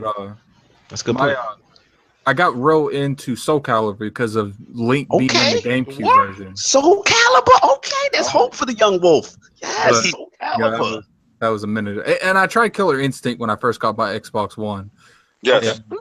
Like some hope. We got to get him in the dojo. I probably spent more time downloading the game than I played it. Oh my god! So let me finish this topic up. I'll answer the question. I mean, great topic, Lord King. Fighting games, as you know, is near and dear to me. We've been playing them, all the lords. We've been playing them for a long time. You know, Tekken is my heart. Like I'm similar to Lord Eric. You know, Virtua Fighter was the one that first captured me graphically. Yeah. But when I saw Tekken and just the true representation of martial arts and just the the limbs, the right punch, left kick, and I remember seeing Tekken 2 and seeing the counter system and Paul Arena countered a move, and I thought that was amazing. Like and each subsequent version, they added a character that represented a different martial art. So when Tekken 3 came around, and I saw Warang, and I'm just like, wow, they finally have a kicker. Like nothing against Beck. Beck was the man, and that was Lord King's guy. Yeah, Beck through Dosan. But like Harang to me was like the evolution of kicking. And I'm just like, and I'm such a fanboy for kicking. So it was just like, wow, this is truly amazing. So, just to see that the title still strong and see Tekken still successful at this gate age. I got a chance to meet Harada-san in E3 2015, and he's such a great guy. And, I told him, I was like, you have no idea how much this game franchise means to us. Like we grew up with this thing, and just to see you guys support it and stuff like that. So, and to Lord King's point with the storyline, I think that's very important. Like you said, I like to know about the character, their own personal struggles. This Tekken, I was a little disappointed because, don't get me wrong, the Mishima saga is great, and it had to end, and we had to get a culmination on that. But I felt as a result, the other characters suffered. Like if you play the game with the other characters, you don't get much from a narrative perspective. So I want to see them kind of go back into that with the next Tekkens, and then also after that, like as far as the microtransactions and stuff like that, Tekken Tag had like a lot of suits, a lot of items, Lord Eric, if you remember. Like there was a lot of customization, and I don't know, it just feels like Tekken 7 was a little less on that, so I'm a little disappointed. Even Tekken 6 had a pretty good customization scheme, and then it seems like 7, they sort of what would you say? They made everybody sort of the same. Yeah, like but Tekken 6 and those guys, like they had individual customized items that really reflected the character's personality more, I felt. Exactly. And that's interesting too, because I think that's such a huge element now with every game, is the ability to personalize your character, because playing online and the ability to make your own kind of character, your avatar, you want to make yourself. That's why the WWE games do so well in a certain way that you can make.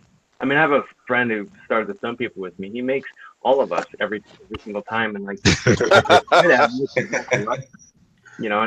the amount of customization that you can do in the WWE games is incredible. It'd be great to still do that with, Tekken, or if Tekken just outsourced that technology to someone else, even import that creation set into Tekken, that would have been really smart. Oh, amazing. Absolutely. And like I said, I mean, I'm just glad, as much as I'm nitpicking with certain stuff, I am glad that the genre is still alive and kicking. It's great to see Street Fighter around. It's great to see Injustice, all these games. There was a period when the fighting game genre went away a little bit, and to me, it's refreshing to see it come back and people still support it. You got my guy, Lord J. Barry, he's in the chat. He does competitive tournaments all the time. I try to catch his stuff, and it's great to see. I actually catch some of the Evos, when I see those guys fight, and obviously they're not athletes, but at the same time, it's really competitive. It's high level play. And then you sit there and realize, like, as much as I think I'm great, these guys are like, these guys is out of control. It is funny how you're in an echo chamber and you think you hot within a certain group, and then you have somebody from outside the group. I know we did it a few times. We brought some Tekken heads over to Lord Cognito's house, thinking we were like, the best there was, and then we just got it handed to us. Well, let me say this. I got to put my chest out for Lord Eric, because he's in the building. So I got to put my chest out right now. I will say this. In my head, I wasn't proud of it in my head. Like I put it this way, look, Eric. We used to do like the Bruce Lee stuff. Like people used to come up, tap your doorstep, and challenge you. And we go to the arcade. I had people from Connecticut. I had people come down. I mean, they heard like my harangue was good. And we would go to the arcade. I'd never forget. Like I would challenge these guys, and Lord High knows, like I've won my fair share. Like I had a name in those streets for a while. You did it at the last E3 with me. I'm not gonna lie. When a guy beat me in Tekken, and I was like, "Hold on, let me call my cousin. Hold on a second." Yo, I Cognito skipped the line. Yeah, look at it. I did play I don't know if you consider it a fighting game, the Dragon Ball Z Tenkaichi game that was for the PS2. Yes. I played a lot of it. Mm-hmm. And I played a lot of the Naruto Storm games too. Yes, that's me and him. That's me and him. Are you talking about the time I beat you? Oh my God! Yo, listen, you got one win. It was 4-5, bro. Cut it out. Walk away. I mean, it don't matter. Wait, time out. You act like one round. I means I didn't win the whole match. Oh you are a veteran in it. You played all eight games. I walked into your world and gave you a fair one. Still lost. You walked out with a black eye. You got a black eye. It don't matter. You lost the match. No, listen. That's like you going challenging Lord Eric and you get some matches in. No, you're gonna get knocked out. I came into your joint and I gave you a black eye. King. That's all I need. And on that note, hold the black eye. Just hold that black eye. The competitive juices are clearly flowing. We can play after this. We got to move the show along. We're going a little over. I know Lord Eric's time is valuable, so we got to keep trying to speed through a little bit. So Lord Eric, we know Cuphead released, so we want to get your impressions and bring that to the round table. The game is crazy. I love it. I can't stop playing it. Is it sad that I sped home because I knew that game was at my house? I was sitting there driving, and the whole time I'm thinking is like, I'm gonna kill that clown. Like that clown is done. Like there's no way that clown lives past this stream. And I had people in my some people that were in my stream yesterday. They were literally starting to count how many times I was dying. I was like, and then when I killed the clown, I was like, Jason, what's that death count? You can't go any higher, can you? I killed him. No doubt. So overall, very pleased with Cuphead, I would say right now, Lord Adam. Yeah, it's definitely one of the biggest cons, and I know that this shouldn't be a con, is like I feel like I ripped them off. Like the game was worth more than I paid for it. Yep. Yeah, because it's only $20, man. It's only $20. That's a good point. So now, Lord Eric, now that you've been hearing about this Cuphead game that we've been talking about, would it be something that would be interest you, or? I'm about to check it out, I think, because I love the old school like side scroll. Is it a beat 'em up or whatever it is? Is that what you call it? More of a shooter. Yeah. And it also has couch co-op. It's like a Contra meets Mega Man game. Yeah. Mm-hmm. Actually, it has a lot of references to Gunstar Heroes, so that would be also like an after way to describe it. A much harder Gunstar Heroes, I would actually say it as. Yeah, actually. Wow. Yeah. He said, "Wow, yeah." And like I said, the art style is just like that. Lord Attic, I'm sorry. Shout out to Lord Smooth, man. This man streamed this game. Oh, and he has like 5 streams that has clips on Twitter right now where he finally beat a boss and he took a giant gulp of coffee too fast because he beat this boss and he was so excited. The man nearly choked on camera. Then he has a clip where he finally beat the little blob thing that jumps up. He yanked up so fast and he literally ripped out the phone his headset cord that was in his mic, and you could tell the thing like it had resistance, and then it flew off of his head. I thought it was God. Yeah, and then he had will do that to you. Yeah, then he had one time where he lost so many times. He stomped on the ground so hard he fell out of his chair. Oh my gosh! Shout out to Lost, but like you said, the difficulty level of Cuphead is definitely one of its strong points. Let's just say part of the charm. Real quick, let's speed through. For me, like I said, I get a chance to play it last night for the first time.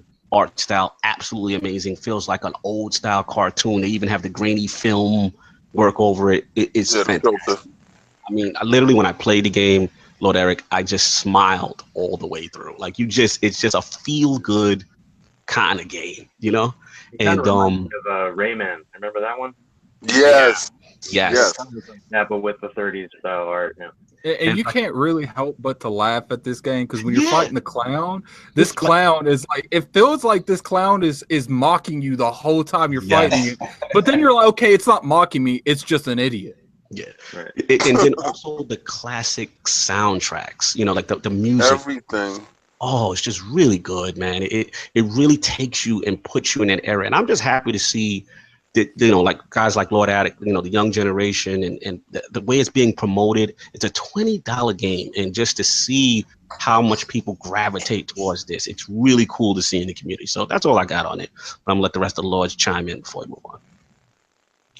Yeah, I think for me, it's just the fact that when I was younger, I didn't play these games as much because I sucked at them, and I didn't have the patience for it. Like Lord Kaibatsu will tell you, Lord Kaibatsu, this is his thing. Like he gets into a zone, and he's like a savant for this sort of stuff. Like indicating like what he said because he beat the game already. That's just not something I would get a few bosses in, a few levels in, and that would be it for me. But now, like I'm just, I don't know, I'm just more willing to play anything, and it doesn't bother me that I'll die 30 times and I'll just keep going. It doesn't matter. So the fact, like I said before, like this game is difficult, but it's fair. If you die, it's your fault.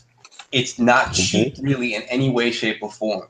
The art style, the smoothness with which it moves. Like I just got my my Elite controller, and like playing that on the Elite controller D-pad, like it's absolutely fantastic.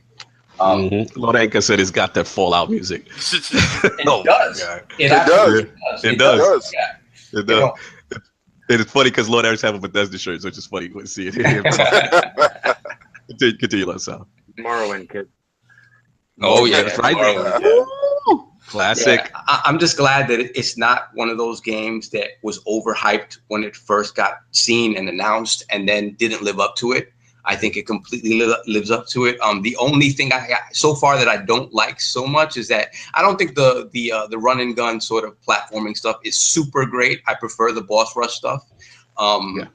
It's good, but it's not great to me. But beyond that, like the game is fantastic, and for $20, like really, like there's no reason if you have access to this on a PC or an Xbox, pick it up. Absolutely. No doubt. Lord King, I saw your Twitter feed with the picture of it. What my heart when I saw that with Cuphead. Yeah, man. When I spoke to the devs at E3 and I got a chance to speak to one of the main cartoonists, and the passion that he had, because he was like close to tears when he was handing out the buttons and stuff like that, and going into how long it was taking for the game, and would the crowd still be around when the game actually dropped? Because remember, the game was announced a while ago, and we all were anticipating this game coming out, and the realization that it was downloaded to my system, I looked at it and I was like, man, I'm going to work right now, but when I come home, I'm gonna touch, and my eyes, I'm like half eye cracked, and I said, I just gotta touch. I gotta know it's real in my house. And I took a picture to tweet that out. I was like, I tweet it.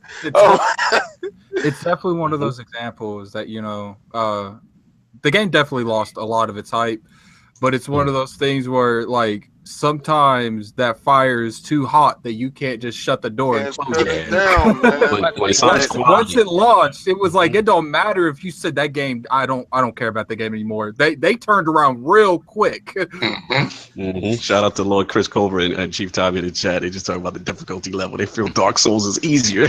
I had a part where I was on that. It was the clown, obviously. I was stuck on that clown for like 3 hours, man. Like, I gotta see this clown. What are you talking about? This infamous clown. It's like a roller coaster clown where you jump around a clown on a roller coaster, kind of like amusement park thing. It's whatever. But I was at the very end, and I saved my super. I hit him for like 2 rotations, and I was so confident. He was about to get this L. I jumped down to his platform, did the super. And then I got killed, and I was emotionally destroyed. I just said, this did not just happen. This dude is not still alive. The boss is a heavy multitasker. Like, you have to fight the boss while watching out for the roller coaster that's coming through the screen. Well, back to my experience with the game. Thanks. I'll get to mine. Go. Anyway, so I played it half cracked eyes, and then I said, let me get back to it. And when I was loading it up, all my kids was excited that I had the game. I didn't know that it affected them because I showed them, the footage of it at E3, and I showed them, the YouTube streams of the game before it was coming out, and that was a while ago. And then I actually got the game, and all my kids sat down and watched me play. My son was so eager to actually touch, so we did couch co-op, and it's insane that it reaches back to that genre, and it can resonate with my son, and it can resonate with me. And I think this is the turning point in Xbox exclusives. I think this game, if marketed correctly, can push them a little bit further, because you can't get this experience anywhere else but in one spot. And it's a Windows Play Anywhere. So I just downloaded it to my PC right Steam now. Yeah. Well, we don't count those guys. Because Phil is trying to build a bridge, and I actually think he's going to get that bridge built. But this is it. This is it, guys. And if at least 90% of the people purchase this game, it will validate these guys' hard work, because I have not heard anybody say anything other than it's a little hard. Oh, okay. That's how games are. So yeah, my experience with the game, it was fantastic. It is fantastic, and I will try to be like Lord Kaibatsu and finish this game, because he's a gaming god. Lord Kaibatsu, if you don't know his prowess, he sits down and like Lord Sovereign said, he gets in the zone, and for him to finish Cuphead in a day, brother, I challenge any of you guys out there that's in this chat to mess with that resume. Yeah, you guys can check the achievement. It's on there. Yeah, we believe you, Lord Kai. We believe you, Lord Kai. So let's wrap this topic up. I know we're getting a little over on time, and I know Lord Eric, he's got a lot of things he's got to do, and also football approaches. So we got 2 topics left. I want to condense it to one. So for now, unfortunately, we're not probably going to do the Destiny 2 faction rallies. I just wanted to say real quick that my thing on it was just that it was fun. Everyone picking this little ideology in Destiny. I thought it was hilarious. The future war cult, the free Wi-Fi, New Monarchy, all that. I really feel like people who pick New Monarchy need to have their head checked. Hey, watch your mouth. Watch your mouth, youngin. Delusions of grandeur. Yeah. Watch your mouth, youngin. That's royalty in speaking. But pretty much, I just thought it was a fun thing Destiny did. It was really cool, and we'll definitely get more into that later. But since this is the last topic, we'll condense this to one more topic, which is the PUBG situation. This is still not going away. So, Lord Sav, this will be our last topic. PUBG, what's going on? Fortnite, what's going on? Talk to me. Well, okay. So the saga continues with Fortnite and Bluehole and PUBG, and now it has finally officially sort of been confirmed that Bluehole is in talks with Sony and PlayStation to bring PUBG to the PlayStation platform.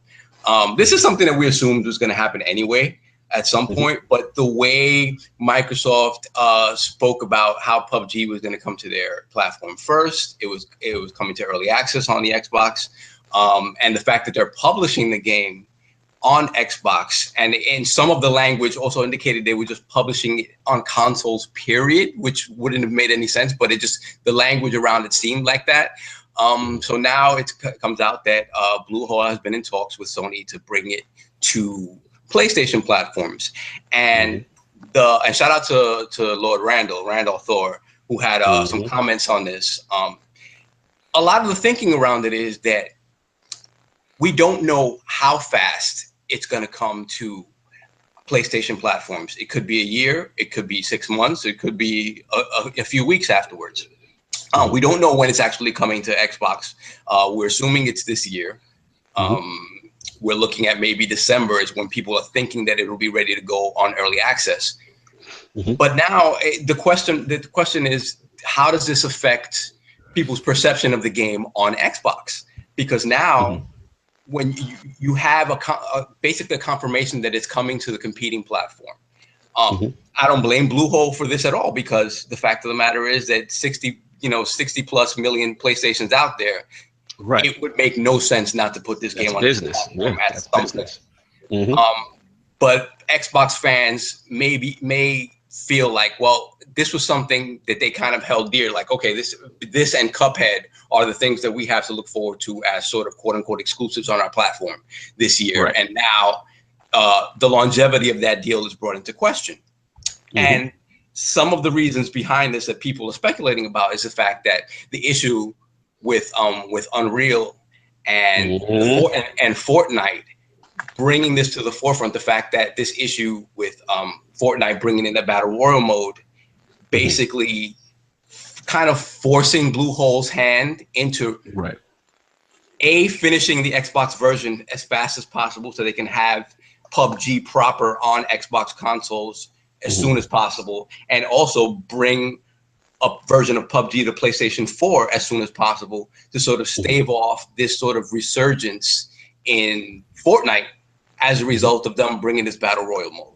So to sort of stave off the fact that, you know, what they feel that that Epic did with Fortnite and sort of now bringing more popularity to their game based on the battle royal mode, because the game proper before that wasn't about that at all and really didn't have the popularity that it's seeing now with this battle royal mode. So the speculation is that that they want to bring this to as many console gamers as possible before Fortnite takes off. It's an interesting subject. I mean, Lord Anchorman is in the chat right now. He's basically saying that, you know, Bluehole said this back in March, and it's not new news, which is true. It's not. It isn't. They did say that. However, the issue which I think that Lord Sovereign is bringing, which I also think is pertinent, is the fact that right now Fortnite is out there, right? Fortnite's out there, and they have a battle royale mode, which is kind of what PUBG's claim to fame is. That's what made PUBG what it is, this PC sensation, Lord Eric, so to speak.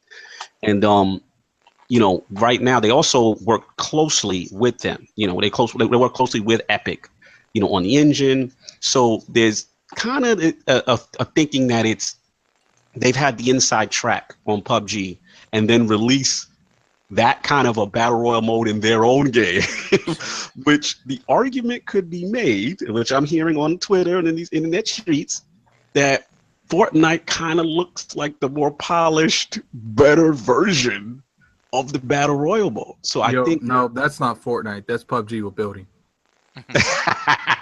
There you go. You know, and you have a lot of people, because PUBG is still not out yet. It's still, you know, in revisions and stuff like that.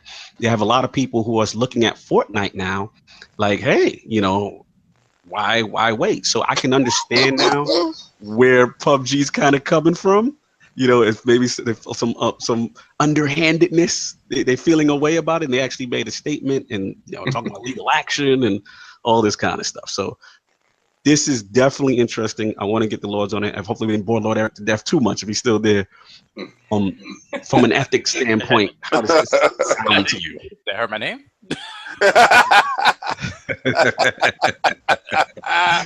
We have lost Lord Eric for a minute. Wait till he comes back. But Lord Kai, anybody wants to... Oh, there's Lord Eric. He's back. Yeah, if you want, I could start. So, but basically, I'm on... what is it? I'm on PUBG's side with this. As soon as I heard about the Fortnite Battle Royale, I'm looking at this like, first of all, the PUBG is made with Unreal Engine. Yes. Who did they have to talk to about Unreal Engine to get the kinks out and just to work with the system? They had to talk to Epic, which means Epic had to look into PUBG's code. This is where I felt that they had the thing. It's like, oh, so this is how this code, that this is what they were doing for this. So because they help them, it gives them right to steal the formula. And then they put an import. And then also, here's the other argument.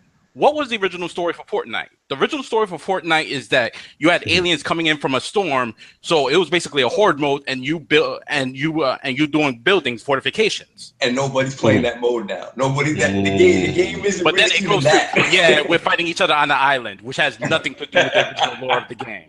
I'm sorry, I'm with PUBG on this one. Okay, real quick, let's get Lord Eric. And I just want to get a question. All right, have you heard of PUBG in any capacity, Lord Eric? Have you? Okay, so real quick, the synopsis right now of PlayerUnknown is it's the craze of the internet right now. It's basically what is it? What did you say, Sovereign? Like it's the Hunger Games in a way. Yeah, it's kind of it's like the Hunger Games or the movie Battle Royale. I'm sure maybe Thank you. Gary probably didn't watch that movie. So yeah, it's basically people are on an airplane. Break the premise down to Lord Eric so he understands why PUBG is a craze it is right now. So the premise of the game it's based off of an Arma 3 mod or Arma 2 mod.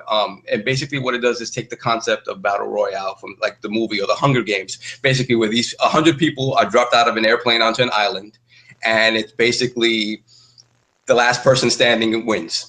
And what they do is like when you're dropped down, you don't have anything, and you have to scavenge weapons, you have to scavenge armor, and it's very tense. And what they purposely do to make it even more tense is that as people die, they condense the playable area. Yes. So they forcibly bring you closer and closer together. Yeah. So the map is like constricted, and it gets close, and if you got to stay within that zone like as it goes on. And it just became again. It released for like $30. In its original state, it sold something north of 13 million copies right now. So the fact that Xbox was able to secure it to come first to the Xbox platform was huge.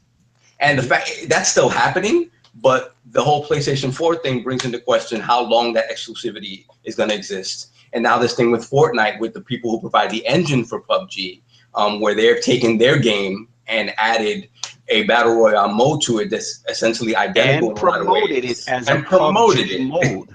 They actually said the title, which the developers from PUBG felt a way about. They made a statement, Lord Eric, and they were like they felt uncomfortable, because of that, So from an ethics standpoint, do you see where they're going with it, or do you feel like, hey, all fair and love and war, this is gaming. What happens, happens. Whoever has the better game has the better game. So what I'm gathering is that there's a company that used an engine, they made a game, and then the company that made the engine made a game that competed against that game. Kind of, sort of, yeah. Yeah. Okay. Sorry, my phone's about to die here, so I hope I don't. That's okay. I know we got to let you go soon. Okay. Yeah, it sounds like your typical sort of corporate secrecy tricks, corporate spying tricks, and unfortunately, it seems like that's like the name of the game when you're in the corporate world. When you want to play with the big boys like that, that's probably what happens. I don't know if there's any kind of like legality behind it, so it's hard for me to comment. No, hey, fair enough. And like I said, if your phone drops and you got to go, we totally understand, Lord. We got you for a while, but and we just finished this thing up real quick. Lord King, Lord Addict, and Lord Kai. I mean, Kai's went already, but Lord King, let's get you in on this real quick. I know you kind of commented.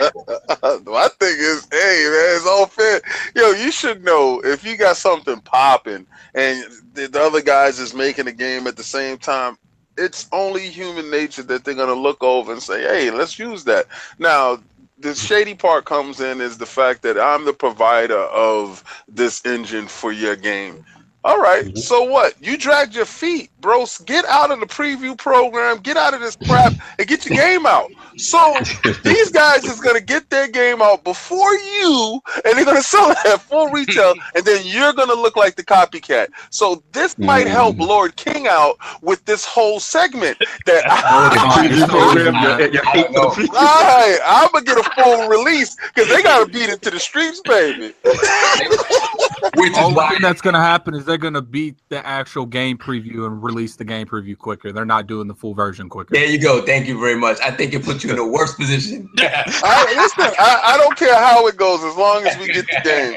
And I have no problem with that. In the chat, Fortnite free. All right, I do want to say real quick before Lord Eric's phone dies. If it does die, we appreciate you coming on the podcast. It was definitely a nice addition.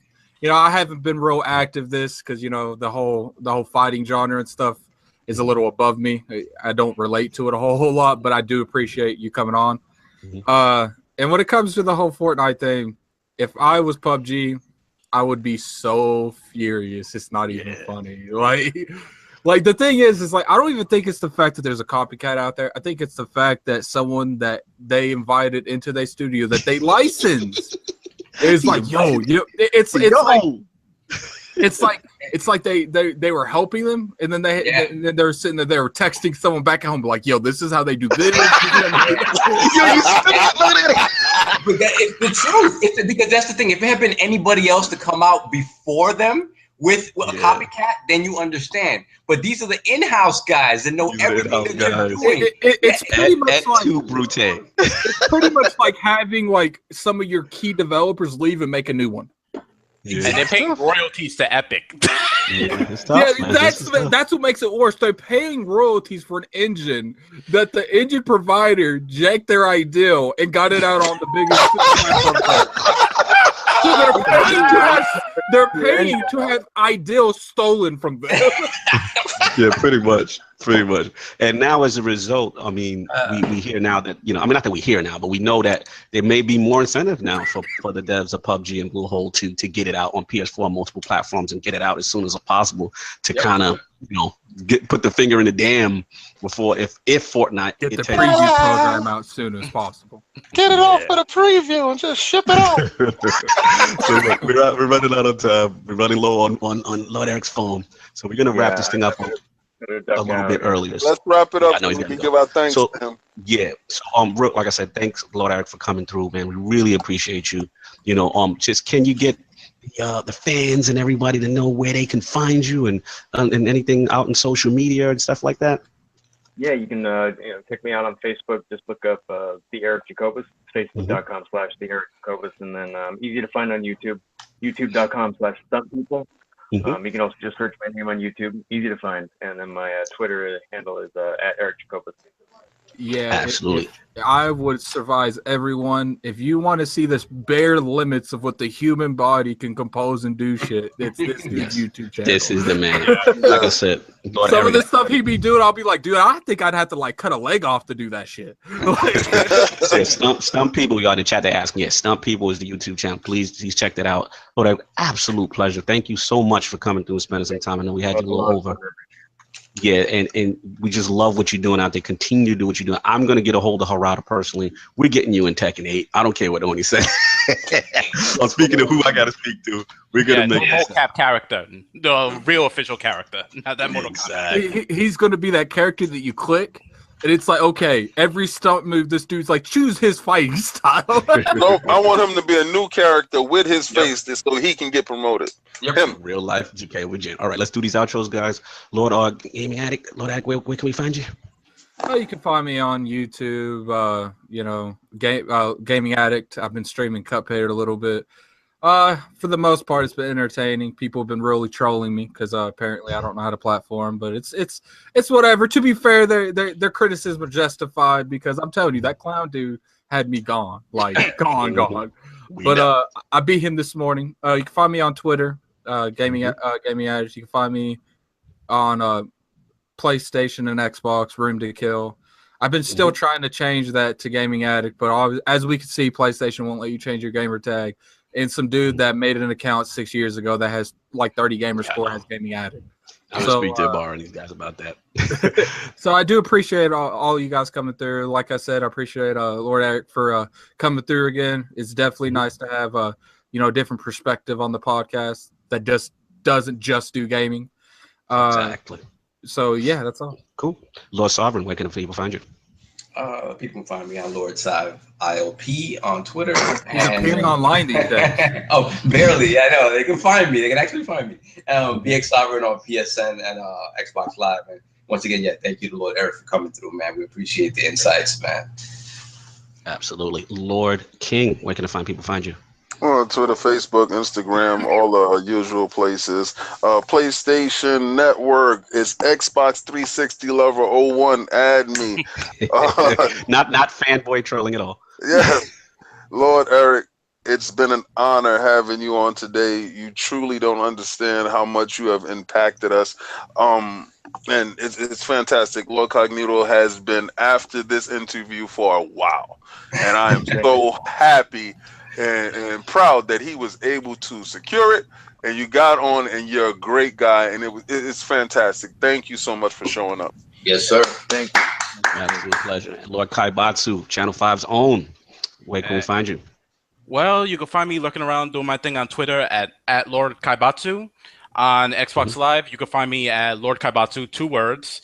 And I do have a PlayStation Network account, BX Kaiser. Although whether I use that, that's a different story. I actually want to thank Lord Jacobus. I prefer to usually be on the sidelines, like doing the chat with the guys.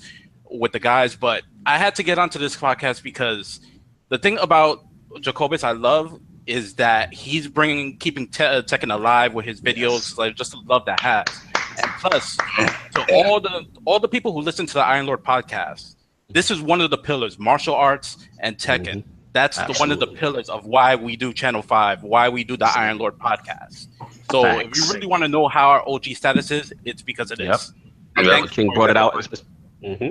Absolutely. And of course, Lord Cognito here, spreading that gaming realness on the ILP, telling you what you want to hear, but what you need to hear. Again, thanks to Lord Eric Jacobus for coming through. Absolute pleasure to have this guy on. And like I said, please hit that like and subscribe to ILP on all the Inner Circle Network media outlets, including YouTube, iTunes, Google Play. Of course, the amazing TickGN Patreon is up. It's been revised. The link is in the description. Please check that out. All the support really helps the Lord, and it's much, much appreciated. Thanks again, Lord Eric Jacobus. And on that note, we're going to end the show. Peace. Okay. Thank you all.